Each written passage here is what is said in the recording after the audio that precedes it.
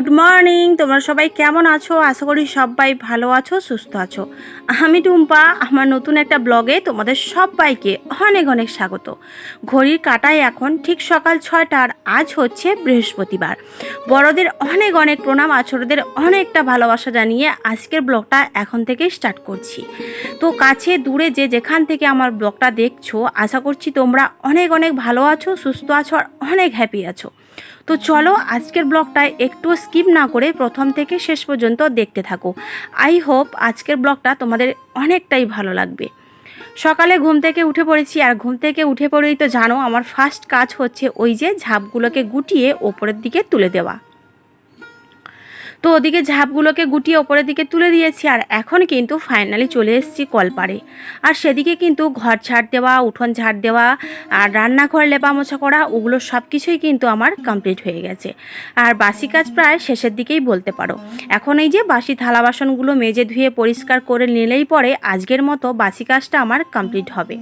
আর জানো এখন যেহেতু সকাল 6টায় 10-15 মতো হয়ে গেছে, আর বেশ কয়েকদিন ধরে আমাদের এখানে এত মেঘলা ওয়েদার, ভাবছি এই যেন বৃষ্টি আসবে, কিন্তু না, ওনার দেখা তো পাওয়াই যাবে না খুব সহজে, যেহেতু মানুষকে এখন জ্বালিয়ে পুড়িয়ে খাচ্ছে আর আম কাঁঠাল এখন পাকাচ্ছে। তো সেই জন্যই কিন্তু, আর তার বেশ কয়েকদিন আগে সূর্যি মামাতে একেবারেই আমাদের ডিসকাউন্ট দিচ্ছিল না। তারপরে দেখলাম মেঘলা ওয়েদার, আর আজকের আবার দেখছি সূর্যি মামা মাঝে মাঝে উগিয়ে দিচ্ছে, আবার মাঝে মাঝেই কিন্তু মেঘলা ওয়েদার হয়ে যাচ্ছে। জানি না কবে বৃষ্টি হবে। তো আজকের ওয়েদারটা দেখেই মনে হচ্ছে আজকের থেকেই কিন্তু আমাদের এখানে বৃষ্টি হতেই পারে। তো চলো এখন বাসনগুলো ভালো করে ধুয়ে মুছে এই যে রেডি হয়ে গেছে। আর এখন ঘরের মধ্যে তো অনেক কাজ রয়েছে। মামাম সোনাও এখনও ঘুমাচ্ছে, ওকে ঘুম থেকে ওঠাতে হবে, ফ্রেশ করাতে হবে, তারপরেই আজকের কিন্তু মামাম সোনার স্কুলও রয়েছে। যাই হোক, এখন আমি আবার চলে এসেছি কলপাড়ে। কেন কি দেখো, গতকালকের হচ্ছে মামা শ্বশুরের বাড়িতে গেছিলাম, সেগুলো তো তোমাদের সঙ্গে শেয়ার করেছি, তোমরা তো জানো। তো এই যে মামাম সোনার এক গাদা জামা কাপড়, আমার আবার দুটো শাড়ি, এগুলো তো বেরিয়েছে। তো এগুলোর একটা হিললে মানে একটা ব্যবস্থা তো করতেই হবে, তাই না? তো মেঘলা হোক, বৃষ্টি হোক বা বন্যা হোক, আমার কিন্তু এই যে নোংরা জামা কাপড় পরে থাকতে দেখলে গাটা কেমন কেমন কেমন একটা করে। তো সেই জন্যই কিন্তু মেঘলা ওয়েদার দেখেও জামা কাপড়গুলো কেচে ধুয়ে এখন মেলে দিচ্ছি। তো চলো ভিডিও শুরুতে বলি, তোমরা কিন্তু অনেক দিন ধরে আমার ফার্স্ট ভিডিও থেকে কিন্তু তোমরা অনেকেই মানে যেই কমেন্টটা প্রচুর প্রচুর পরিমাণে আসছে, দিদিভাই তোমার বাড়ি কোথায়, দিদিভাই তোমার বাড়ি কোথায়। হ্যাঁ হ্যাঁ, আমার বাড়িটা কোথায় সেটা অবশ্যই তোমাদের সঙ্গে শেয়ার করব আজকের ভিডিওতে। একটা বনু আমাকে সবার থেকে বেশি যেই কমেন্টটা করেছে বেশ কয়েকবার ধরে, দিদিভাই তোমার বাড়ি কোথায়, দিদিভাই তোমার বাড়ি কোথায়। তো আমি ওর কমেন্টে রিপ্লাই দিয়েছিলাম যে বনু, যখন আমার 1000 সাবস্ক্রাইবার হবে তখন আমি তোমাদের সঙ্গে শেয়ার করব যে আমার বাড়িটা কোথায়। কিন্তু না, বনুটা ভীষণই অভিমান করেছে। তো বনুকে বলবো প্লিজ বনু, তুমি প্লিজ অভিমান করো না। আর আমি ওর কমেন্টে রিপ্লাই দিয়েছিলাম এই কথাটা যে 1000 সাবস্ক্রাইবার হলে রিপ্লাই দেব যে আমার বাড়ি কোথায়। কিন্তু না, বনুটা মানে একেবারেই রেগে গেছে, আমাকে আবার রিপ্লাই করেছে যে 1000 সাবস্ক্রাইবার হওয়ার পরেই কি উত্তরটা দেওয়া খুবই জরুরি, আমরা কিন্তু তোমাকে খুব ভালোবাসি বলে কিন্তু তোমার ভিডিও দেখি। হ্যাঁ বনু, তোমরা আমাকে ভীষণ ভালোবাসো, সবাই খুব ভালোবাসো, খুব সাপোর্ট করো। তোমাদের ভালোবাসা সত্যি বলছি কোনো তুলনা হয় না। আমার মতো একজন সাধারণ মেয়েকে তোমরা যে এত এত ভালোবাসা দিচ্ছ না, সত্যি আমি স্বপ্নে কখনো ভাবিনি যে আমার মতো একজন অসম্মানিত অবহেলিত মানুষকে তোমরা এত ভালোবাসা দেবে, সত্যি কখনো ভাবিনি। আসলে সোশ্যাল মিডিয়াতে না আসলে পরে না কখনোই বুঝতে পারতাম না যে তোমরা এতটা ভালোবাসা দেবে আমাকে। যাই হোক চলো আজকে তোমাদের মানে বলেই দিচ্ছি যে আমার বাড়িটা কোথায়। তার আগে বলি যে তোমরা তো অনেকে আমাকে প্রচুর প্রচুর কমেন্ট করছো দিদিভাই তোমার বাড়ি কোথায়, সবার নামটা কিন্তু নেওয়া সম্ভব না। তো যাদের নাম নেব না তোমরা প্লিজ খারাপ মনে করো না, প্লিজ কষ্ট পেও না। তো একজনের নামটা নিচ্ছি, সেই বনুটার নাম হচ্ছে, সেই বনু চ্যানেলের নাম হচ্ছে সুমি লাইফস্টাইল 7831। আই হোপ, আমার এটাই মনে হচ্ছে বনুটার চ্যানেলের নাম হচ্ছে সুমি লাইফস্টাইল 7831। তো বনু, তুমি যদি আমার ভিডিওটা দেখে থাকো প্লিজ আমাকে কমেন্টের রিপ্লাইটা দিও তোমার চ্যানেলের নামটা ঠিকঠাক নিয়েছি কিনা। তো ওই বনিটা কিন্তু আমাকে সবথেকে বেশি কমেন্ট করেছে দিদিভাই তোমার বাড়ি কোথায়। তো বনু, আজকে তোমাদের সবার প্রশ্নের উত্তর দিয়ে দিচ্ছি। আমার বাড়ি হচ্ছে সাউথ 24 পরগনার গঙ্গাসাগরের ছোট্ট একটি গ্রামে, সাউথ চব্বিশ পরগনা গঙ্গাসাগর বলতে, যেখানে কপিলমুনির মন্দির রয়েছে, যেখানে হাজার হাজার তীর্থযাত্রী সারা বছর ধরে আসা যাওয়া করে। কপিলমুনির মন্দির, সাউথ চব্বিশ পরগনা গঙ্গাসাগরে কপিলমুনির মন্দির। তো আশা করছি তোমরা আমার উত্তরটা পেয়ে গেছো যে আমার বাড়ি কোথায়। তো আজকের পর থেকে তোমরা আশা করি কেউ খারাপ মনে করবে না, কেউ রাগ করে থাকবে না। তোমরা যেভাবেই আমাকে ভালোবাসছো, যেভাবে আমার ভিডিও দেখছো, আমাকে ভালোবাসা দিচ্ছ, প্রচুর প্রচুর কমেন্টে ভরিয়ে দিচ্ছ, আশা করছি তোমরা এভাবেই আমার পাশে আমার জীবনের শেষ দিন পর্যন্ত থাকবে।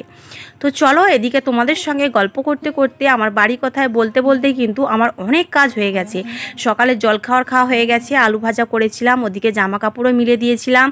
আর সেদিকে দেখো মামামসোনাকে স্নান করিয়ে রেডি সেডি করিয়ে এখন স্কুলে নিয়ে যাব বলে বেরিয়ে পড়েছি। তো চলো, মাম্মামকে ফাইনালি স্কুলে দিয়ে আমি কিন্তু যাব একটু ব্যাংকে।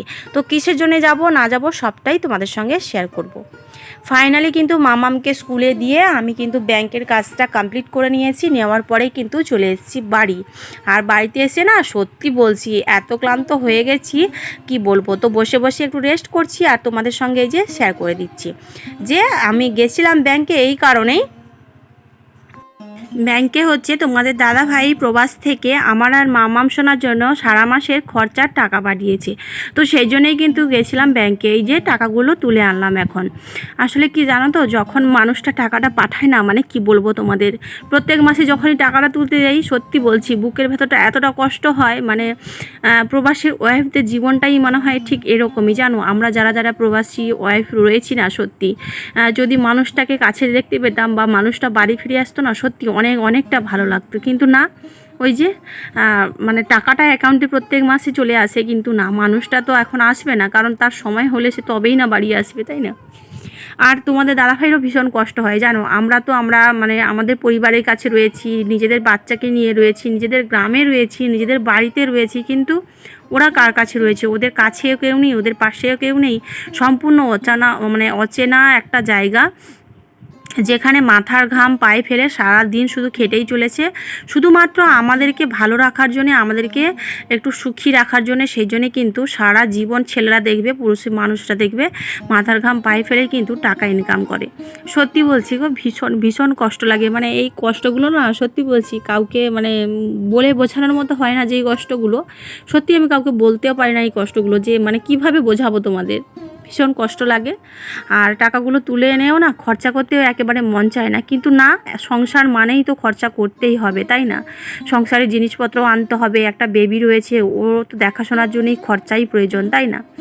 তো যাই হোক, তোমাদের দাদাভাই প্রত্যেক মাসে টাকা পাঠায়, আর আমি কিন্তু প্রত্যেক মাসে যখনই তুলতে যাই না টাকাটা অ্যাকাউন্টে, সত্যি বলছি আমার ভীষণ কান্না পায় যে সত্যি আমার কপালটাই কি এতটাই পড়া যে স্বামী আমার কাছে নেই, কিন্তু টাকাগুলো আমার অ্যাকাউন্টে আসে। যাই হোক, ওদিকে মানে কি বলবার, এই কষ্ট কারোর সঙ্গে শেয়ার করা যায় না। ওদিকে তোমাদের সঙ্গে কথা বলতে বলতে আমি কিন্তু দুপুরের খাবার চানাচুর আর পান্তা ভাত খেয়ে মামামকে স্কুলে আনতে গেছিলাম। আর মামামকে স্কুল থেকে বাড়ি নিয়ে চলে এসেছি তোমার 3:30 নাগাদ। আর তার মধ্যে ওর জামা কাপড়গুলোও তুলে নিলাম স্কুল থেকে এসে, কেন কি এই যে দেখো, শেষমেশ দীর্ঘ প্রতীক্ষার পরেই এনার দেখা পাওয়া গিয়েছে। ইনি মনে হচ্ছে এই যে বৃষ্টি মহাশয়। তো মানে সত্যি বলছি, বৃষ্টিটা হতে না এত ভালো লাগছে কি বলবো, একেবারে ঠান্ডা ঠান্ডা ওয়েদার, তার উপরে হচ্ছে ফ্যানটা একটু চালিয়ে দিয়েছি। ভীষণ ভালো লাগছে। দীর্ঘ প্রতীক্ষার অবসান হলো বলতে পারো। তো বৃষ্টি তো হচ্ছে বাইরে, ঝিমঝিম করে টিপটিপ করে বৃষ্টি হচ্ছে। আর এদিকে সন্ধে ঘরের সমস্ত কাজ কমপ্লিট করে মাম্মামকে পরিয়ে টরিয়ে, আর এখন এই যে দেখো মাম্মাম সোনা আমার মুখটা ভালো করে ক্লিন করে দিচ্ছে, একটু গোলাপ জল আর একটু তুলো দিয়ে। আসলে আমার আরও একটা চ্যানেল রয়েছে, সেটা হচ্ছে আমার ফার্স্ট চ্যানেল। তো ওই চ্যানেলে হচ্ছে আমি শর্টস ভিডিও আপলোড দিচ্ছিলাম। তো তখন হচ্ছে একটু কালি ঝুলি মেখেছিলাম, তো ওগুলোকেই মামাম সোনা একটু পরিষ্কার করে দিচ্ছে। আর জানো তো, আমার মেয়ে যে মুখটাকে ক্লিন করে দেওয়া, তারপরে সবজি কাটা, সবজি ধুয়ে আনা, আর ঘর ঝাড় দেওয়া, উঠোন ঝাড় দেওয়া, বাসন মাজা, এগুলো করতেও ভীষণ পছন্দ করে আর কি। আর হচ্ছে তোমার আসলে কি বলো তো, ও তো খুবই ছোট, বয়সটা খুবই কম। আর সেই জন্যেই কিন্তু আমরা যতটা গুছিয়ে করি, মানে আমরা বড়রাই নিজেরাই অনেক কাজ গুছিয়ে করতে পারি না, আর ও করবে কিভাবে, তবু ও করতে ভালোবাসে। যাই হোক, আর ওদিকে সমস্ত সন্ধে ঘরের কাজ গুছিয়ে টুছিয়ে এখন এই যে সোজা চলে এসেছি রান্নাঘরে। আর আজকে রান্না হচ্ছে তোমার, যেহেতু বৃষ্টি হচ্ছে বাইরে, একটু তো রান্নার আইটেমটা একটু চেঞ্জ করার লাগবে, তাই না। সেই জন্যে কিন্তু আজকে খুবই ইয়ামি খাবার রেডি হচ্ছে। তোমরা অবশ্যই ব্লগটা দেখতে থাকো।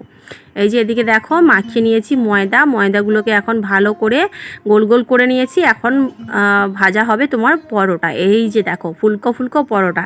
এই যে বর্ষার মরশুমে পরোটা তারপরে খিচুড়ি এই সমস্ত খেতে কার না ভালো লাগে। যদিও আজকে খিচুড়ি বানাচ্ছি না, একদিন অবশ্যই বানাবো আর তোমাদের সঙ্গে শেয়ারও করব। এই যে দেখো এখন পরোটাগুলো ভেজে নিচ্ছি আর তরকারিটা আলু সেদ্ধটাও উনানে বসিয়ে দিয়েছি। এই যে উনানে রান্না খাওয়ার মজা, মানে রান্না করে খাওয়ার মজাটা না সত্যি বলছি সম্পূর্ণ একটু অন্য রকম ব্যাপার আর কি। তোমরা যারা যারা উনানে রান্না করে খাও তোমরা নিশ্চয়ই জানো যে উনানের রান্নার টেস্টটা কত ভালো হয়। আর যারা খাও না তারা কি করে জানবে? তো তাদের জানতে হলে কিন্তু আমার বাড়িতে আসতে হবে যে উনানের রান্না খেতে কতটা ভালো লাগে। বিশেষ করে এই যে বর্ষার দিনে এই যে ফুলকো ফুলকো পরোটা বা লুচি বা খিচুড়ি, তার সঙ্গে হচ্ছে আলু কষা, মানে একেবারে জমে ক্ষীর, তাই না? যাই হোক পরোটাগুলো আমি এক এক করে ভেজে নিচ্ছি আর এখন আমি আলুটাও সিদ্ধ হয়ে গেছে। এখন আমি তরকারিটা মানে আলুটা কষিয়ে নেব আর কি। সেই জন্যই কিন্তু কড়াইতে দিয়ে দিয়েছি পেঁয়াজ বাটা, গোটা জিরে, হলুদ গুঁড়ো, লঙ্কার গুঁড়ো, একটু লবণ দিয়ে কিন্তু এই যে দেখো একটু তেল দিয়ে ভালো করে পেঁয়াজটা আর মশলাটা কষিয়ে নিলাম। এরপরে দিয়ে দেবো সেদ্ধ করে রাখা আলুগুলো। ব্যাস এবারে ভালো করে একটু কষিয়ে এখন এই যে লবণটা দিয়ে দিচ্ছি। দেওয়ার পরেই কিন্তু ভালো করে একটু নাড়াচাড়া করে জলটা দিয়ে দেবো। এই আলুর তরকারিটা খেতে না এত টেস্টি লাগে কি বলবো তোমাদের, সত্যি বলছি। তেমন কিছু কিন্তু মশলা দিলাম না, জাস্ট একটু পেঁয়াজ বাটা, ব্যাস এতেই হয়ে যাবে। আসলে উনানে রান্না করলে পরে না এমনি যদি শুধু তুমি পেঁয়াজ ছাড়াই রান্না করো তাতেও কিন্তু টেস্ট আসে। তবে শুধু রান্নাটা করতে মানে সবার হাতের রান্না কিন্তু আবার ভালো হয় না। যাই হোক তো দেখো এই যে এখন জল দিয়ে দিলাম, তরকারিটা ঢেকে দেবো, তরকারিটা একা হয়ে যাবে আর ওদিকে আমি পরোটাগুলো ভেজে নিয়েছি। ফাইনালি রেডি হয়ে গেছে ইয়ামি টেস্টি টেস্টি পরোটার তরকারি। ব্যাস তরকারিটা জাস্ট ওয়াও হয়েছে, এত ভালো লাগছে কালারটা দেখো। আর তরকারিটা কেমন দেখতে লাগছে অবশ্যই কিন্তু তোমরা কমেন্ট করে জানাবে, আর পরোটাগুলোও কেমন হয়েছে অবশ্যই জানাবে। এই যে দেখো এখন তরকারিটা বেড়ে নিচ্ছি, মামাম সোনাকে খেতে দিয়ে দেবো আর আমি ওর সঙ্গে খাবারটা বেড়ে নেব। তো চলো বন্ধুরা আজকের ব্লগটা কিন্তু এখানেই শেষ করছি। আর এই যে দেখো মামাম সোনাকে কিন্তু একটা পরোটা দিয়ে দেবো, বাচ্চা মানুষ তো বেশি খেতে পারবে না, একটা পরোটাতেই ওর হয়ে যাবে। তো চলো আমিও খেয়ে নেবো। আর আজকে ব্লগটা এখানেই শেষ করছি। ব্লগটা তোমাদের কেমন লাগলো অবশ্যই কিন্তু কমেন্ট করে জানাবে, আর তরকারিগুলো কেমন লাগলো অবশ্যই কমেন্ট করে জানাবে। চলো সবাই ভালো থাকবে, সুস্থ থাকবে, গুড নাইট, টাটা।